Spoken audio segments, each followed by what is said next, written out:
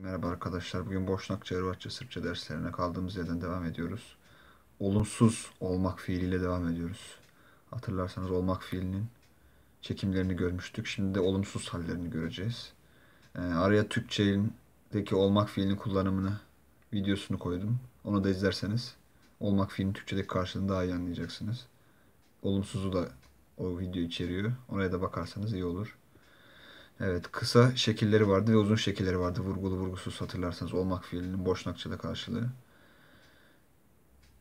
Bunun kısa çekimlerinin başlarına ni eklenerek olumsuz hallerini elde ediyoruz. Hemen bakalım. Ya samdı kısa hali. Ya nisam oluyor. Başına ni ekliyoruz.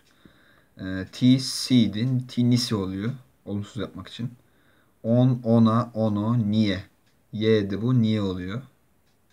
Mi smoydu olumlu halde. Mi nismo oluyor. Vi niste.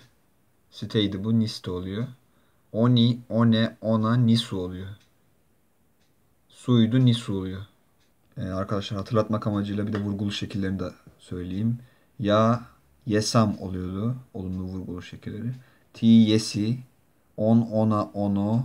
Yeste. Mı, yesmo. Mi, yesmo. Vi, yeste. Oni, one, ona, yesu. Evet arkadaşlar bu ders bu kadar. Bir sonraki derste soru şekillerini göreceğiz. Örneklerini bu soru şekillerinden de sonra vereceğim. Örnek cümlelere geçeceğiz sonra. Herkese iyi çalışmalar.